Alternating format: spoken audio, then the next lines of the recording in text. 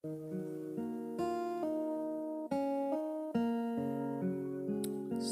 ัสดีครับสวัสดีครับขอเบอร์ผัวธุรกิจ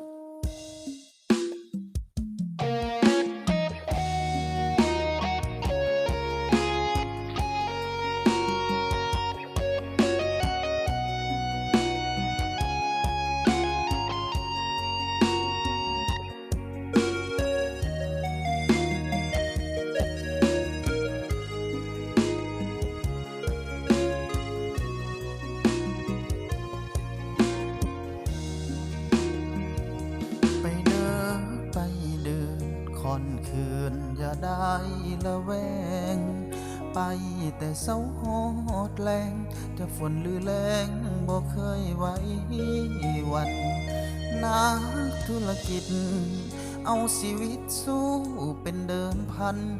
เมียอยู่บ้านอย่าได้ไว้วันให้น้องนั้นเฮ็ดใจใหญ่ใหญ่วีหักน้อยเวียกใหญ่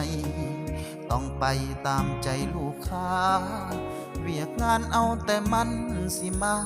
กำหนดเวลาเป็นโมงบ่ได้จะเว้นเหลือคืน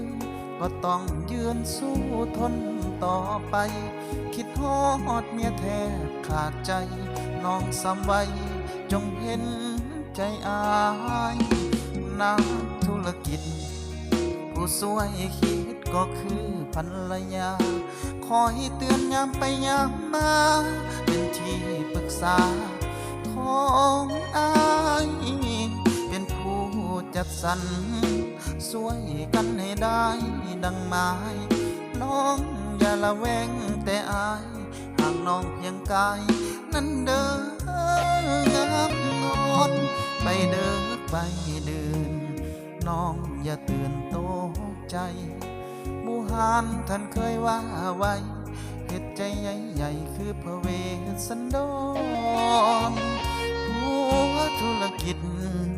บอกเคยคิดนอกใจงามงอนเมียอยู่บ้านอย่าได้สันคอนถึงยามนอนผัวกอดหมอนแทนเมีย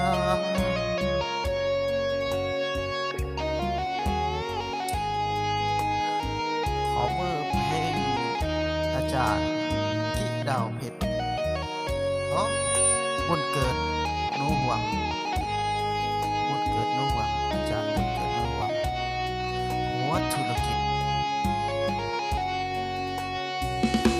นักธุรกิจผู้สวยคิดก็คือภรรยา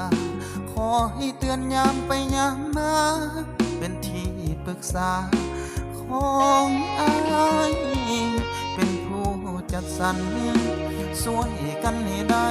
ดังหมายน้องอย่าละแวงแต่อายหากน้องเพียงกายนั้นเดินงามงอนไปเดินไปเดินน้องอย่าตื่นตกใจบูหานท่านเคยว่าไว้เหตุใจใหญ่ๆคือพระเวสสันดรผู้ธุรกิจบอกเคยคิดนอกใจงามงอนเมียอยู่บ้านอย่าได้สันคอนถึงยามนอนผัวกอดหมอน